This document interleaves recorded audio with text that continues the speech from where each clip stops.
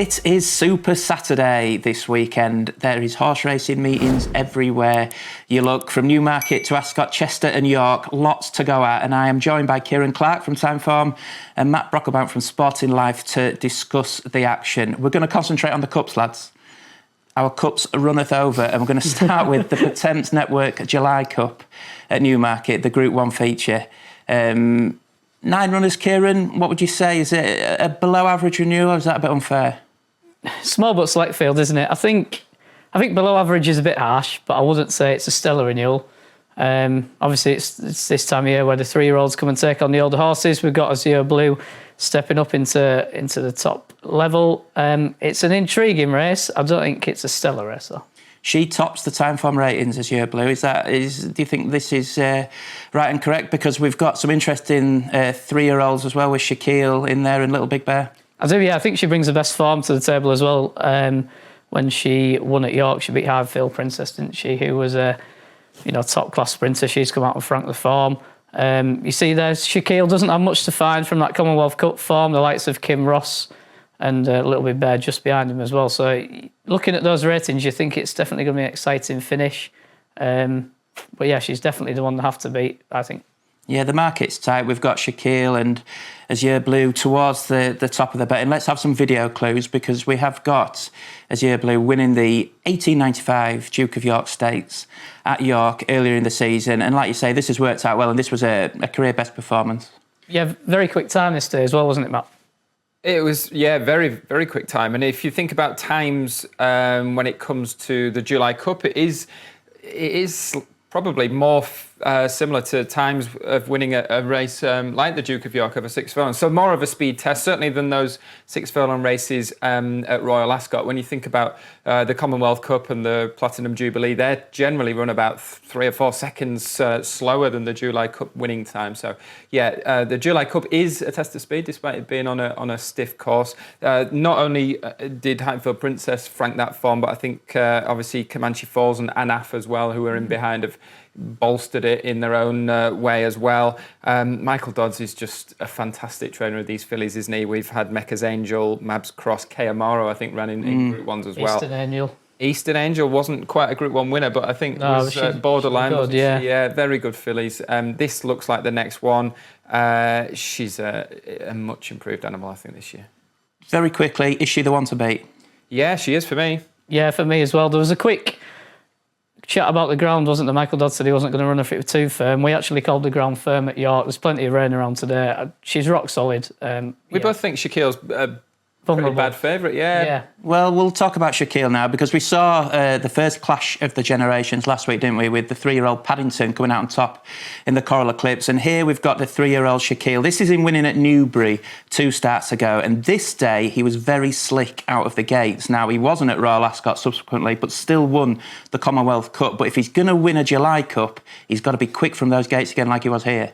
Yeah, and I think he's going to probably have to race prominently as well, because as we've seen, if you even roll that back a little bit, he comes off the bridle over 2 furlongs out and is under the pump. He finds generously. This is a horse that made his debut over 7 furlongs as well. So they've obviously known all along that he had plenty of stamina and he was always going to find, but he's got quicker and quicker. He's clearly improving. He's a fantastic 3-year-old. He's as you say, it was a remarkable performance that he put in when winning the Commonwealth Cup. Came from the clouds, picked up the right horse, didn't he, in Little Big Bear. He was kind of like the market rival.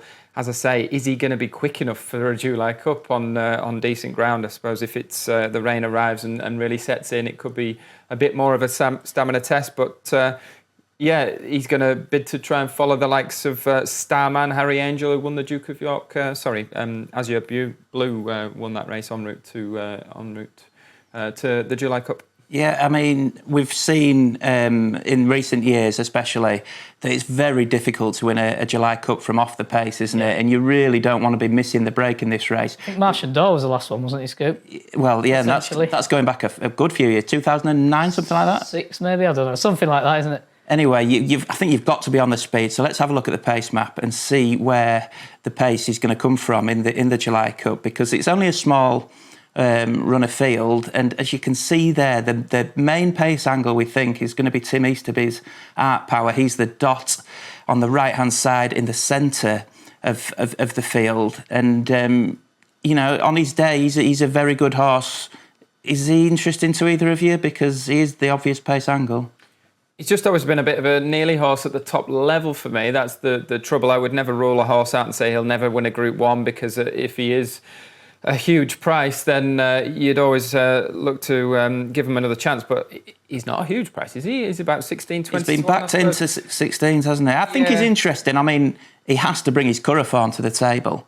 Now, he ran well in this race a couple of years ago when fourth to Starman, because he did his own running on the far side and finished a close-up fourth. But he is such an inconsistent horse. It's very hard to get the cash down, isn't it? Strikes me as a horse who's maybe had his chance. He's the nearly horse, isn't he? They gelded him at the start of this season, didn't they? And his record in Ireland's amazing, isn't it? I think he's unbeaten over there. But yeah, 3 from 3 at the Curragh. Yeah, when it comes to Group 1s over here, he just never seems to get the job done, and I'd be happy to take him on. OK, just very quickly on the July Cup then, any firm selections or final thoughts? I think we've just briefly mentioned Little Big Bear, who obviously was second in the Commonwealth Cup. His chance of reversing the form, I think, hinges on Ryan Moore really getting rolling with him early, maybe proving hard to catch. If he bounds away from them at sort of the 2-pole, he's going to be a massive danger. I think Azure Blue's speedy enough. She's obviously entered in the Nunthorpe. I think she's quick enough to latch onto those that are going to be ridden a bit more prominently. It's only a tentative selection given the fact that she's drawn away out on the wing a little bit. OK. Yeah, just echo what Matt said about Little Big Bear. Obviously, he had that stone bruise, so he comes here often interrupted preparation. But yeah, Azure Blue, she's rock solid. She's doing everything right. She's progressing through the ranks, and yeah, hopefully she can continue. Azure Blue for the panel in the Pertemps July Cup at Newmarket. That's the Group 1 dealt with. We've got a couple of handicaps, though, to go through as well, including the Bunbury Cup, 35 minutes before the July Cup at Newmarket. A huge run of field. We're just going to have a look at the time form ratings to help us out a little bit here, because we have got a while at the top there. And he is a horse you like, Matt, isn't he? Yeah, I love a while. I tipped him at Royal Ascot. He put in another really solid performance that came on the back of placing as well in the Lincoln at the start of the season. He's a top level handicapper. Whether he just falls in that gap between top level and the group rate, not quite up to group races, but a little bit high in the weights for a race like this. Boss. Yeah, you've still got a lot of faith in him. Well, Kieran, he is top rated, isn't he? Yeah. Without Potmaster. Potmaster runs on Friday, and so we expect he's going to be taken out of the Bunbury Cup. He would actually top the ratings if he ran. Well, but yeah, I think the rain that's going to fall on Friday will really suit a while, because he's got a turn of speed in by ground. When he won at Retker last year, I know it was only Retker, but he looks a potential group horse. He did nothing to dispel that in the Lincoln. He went through it with bags of zest. I was there that day, and having backed him a furlong out, I was counting my money, and then here come migration from the clouds to do me. But we've all done that before, haven't we? Yeah, cracking run in the Royal Hunt Cup last time. I think he's going to have a really strong back end of the season, because he's so effective in bad ground. I won't be surprised if he ended up a listed Group 3 horse before the season is out. High draw in 16, likes to go forward. He's got loads going for him. I know he's nearly favourite, but at those at the head of the market, he's the one with rock solid credentials, I feel. Well, another one at the head of the market is Montacib, trained by, surprise, William Haggis, who always seems to have a fancied horse in these big Saturday handicaps. Here he is, Matt, in the red, yellow and black, winning at Newmarket a couple of starts ago. Yeah, this was on the Rolling Mile. It had been coming as well, hadn't it? It produced a fairly promising run when fourth at Haydock. He's a horse who probably has one or two quirks. He hung a little bit right-handed here just when he got to the front, but in fairness, he was out in front for long enough, you'd have to say, and he fended off the runner-up really gamely in the end. Look, you can see him edging towards that far side, so it was to his credit, having been a bit of a sitting duck. Been beaten again since at a short price in the Buckingham Palace. He was beaten in that race last year before running in this race. I think he's more of a Newmarket horse than an Ascot horse, isn't he? That day as well. He was close to a strong pace that day. Did he have excuses when he was beaten in this race 12 months ago. He ran well, didn't he? Was he fourth? I think I've he ran ran well. My mind he came flying home at the end and went into everyone's tracker and then stayed there for the rest of the season without winning. There was the suggestion that day that he would benefit for a move up in distance, but I do think he's got a turn of foot, as we saw there on the rolling mile. William Buick's in for the ride today. On Saturday, I do wonder if this is kind of like been his big target all along, given that run last year. Given connections and how he shapes, though, he's always a horse that's going to be underpriced, in my opinion. Yeah, I would agree. I'm happy to look elsewhere. He has got elsewhere. Quirks. I quite like Lethal Levi in this for Carl Burke. Yeah. He's got excellent July course form and a really good run. Last time over 6 at Newcastle in what looked a pretty hot race, and staying on at the end like he wants to go 7 furlongs. So at a big price, I'm with Lethal Levi. What are your 2 selections in the July Cup, James? I like Lethal Levi. I wonder if he's maybe just exposed now to, we know exactly where he's at. A horse who is unexposed, I think, could have potential to rise through the ranks is this Lea Special for Roger. Roger Charlton. He's barring the Royal Ascot run, he was unbeaten over 7 furlongs. He's won, his previous 2 runs over the trip. And I just think it's a perfect trip for him. He's not going to be a miler, I don't think. He's got that burst of speed for 7 furlongs. He ran in the Buckingham Palace. I just don't think he got anything like a fair shot at it. He was drawn low. He was in a small group of 5 over on that far side. And then as he started to edge more towards the bigger group in the middle, he kind of got carried right again. Found himself behind a weakening horse, and he just had to stop. He wasn't ridden for a few strides. So Lea Special, nice price. Yeah, give him another chance. Definitely. Hopefully, we'll get 20-1 about Lea Special. KC, have you got one? Yeah, speaking of 20-1 shots, I have fancied him at Ascot, and he didn't really run very well. But Ropey Guest, he was second in this last year. Sean Levy's booked a ride. I just looked before we came down. He's only ever ridden for George Margison once, and that was 8 years ago. So I don't know if that's a positive or... Well, Pat Dobbs, who's on Lethal Levi, hasn't ridden for Carl Burke for 24 years. Well, there we go. Well, I've only been alive 29, so read into that what you want. But he was second last year. I fancied him at Ascot, having dotted up at Goodwood, and it didn't quite go to plan. He travelled through that race like he was still in decent heart, though. And he's drawn 3 and the Welsh drawn 16, so I'll take one at either side just in case I do end up in 2 groups. I will give Streets of Gold a quick mention. He's the sole 3-year-old. He ran quite well in the jersey, but he did. He wasn't even on that graphic. Last 3-year-old winner of this race, 1998. Bloody hell. That's going back a bit. We've had 3 or 4 single figure. He's got something to find on ratings, even though he's quite likeable. So I'll chance Ropey Guest at 20s, but I think a while's rock solid. Before we move on, make sure you click like and subscribe, and also click on that notification bell to be notified of all of our latest videos. If you're on your phone, make sure you go into your settings and switch on notifications.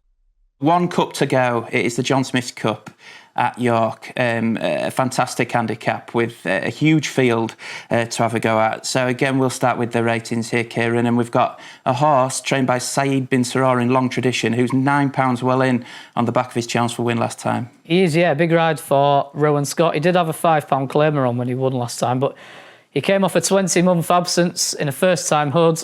The side bin Saror yard have done that a couple of occasions this season. He seems very adept at getting one from a long layoff and getting them right first time out. Now, the slight concern, yes, he is very well handicapped. The slight concern is the quick turnaround and any rain in the area as well. It's got to be quite wet on Friday.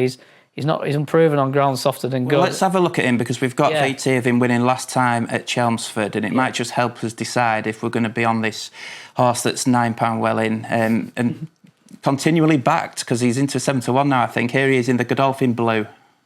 Yeah, you just see him. He's travelling in nicely in behind, and he really quickly seals the deal. He wins by 5 lengths in the end, and it's quite interesting, this, isn't it? Because we've got a John Smith's Cup with the 2 at the head of the betting who were both wide margin winners on the all-weather last time, so it's quite rare to see that. But it's here. He just wonder a little bit under pressure, but he's away and gone there, isn't he? The bounce factor would be an issue. This is, 3 and a bit weeks later. He's obviously cherry ripe for this. £5 wouldn't have stopped him, would it? No. I don't think £9 He's going to be a quandary for punters, isn't he? He is. I'm happy to take him on. Quite alluring claims. Yeah, but there's a but. But there's negatives. Can he do it on rain softened ground as well? there's enough there to put me off at his price, but I wouldn't be surprised if he was bang there at the finish. Another one at the towards the top of the betting, Matt, is this Spirit Dancer for Richard Fay.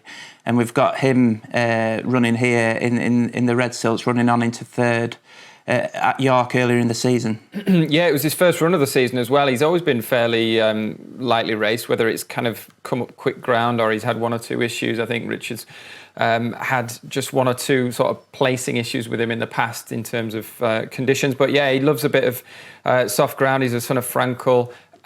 It was a really promising run. He is just that little bit higher in the weights than last year, though. As well. I suppose he was only beaten length by Anmat, and that form does read well. That horse having obviously won a Group 1 out in France this year. That was off 92 on good firm ground last year. Yeah, he's just got a really wide draw. I know Richard's a bit worried about that, isn't it? And I know it can be overcome, and it has been overcome in this race in the past, but it's not ideal at all. I think he'll have to cover a fair amount of ground. John Smith's Cup selections? Yeah, just quickly on that, I always think at York, a mile 4, mile 6, you can get away with it, but that bend comes up so quick if you're drawn high. That's what put me off the William Haggis horse as well, who'd been third in a French derby previously. He's only had one run for the yard, but he's drawn 20. I quite like Majestic Scoop. He was just on that VT we saw there. He was caught towards the inside of the track behind Mahaba the Champ and Spirit Dancer last time. Shaped really well at Sandown last week. He was caught further back than ideal. Last year's Cambridgeshire winner, so he can do it in a big field handicap. He's got rock solid claims around 14-1. He won't get caught too far back this time, I don't think. Conor Beasley rode him 2 starts ago, and he was ridden quite positively. I think he's got loads going for him at 14-1. He'd be the one for me. Yeah, I think he's a rock solid each way bet. Matt? Jim Goldie. Jim. The old boy. He's flying, isn't he? Yeah. He's in great form, isn't he? Yeah. Well, he won this race 2018 with Yukon Glen, who had been placed in the Vars at Northumberland Plate Day. On his prep run, Faylac is following exactly the same route. He's about 20-1. Excellent stuff. That is it. 3 cups previewed in 17 minutes. I hope you enjoyed the show. Good luck with your own bets on Super Saturday, and we'll be back again next week. More Sporting Life video by clicking on the left here, and you can download the free Sporting Life app in your app store now for the latest news, expert tipping insight, and big race analysis, all at the tap of a finger. Users must be 18 or over to sign up to the Sporting Life app.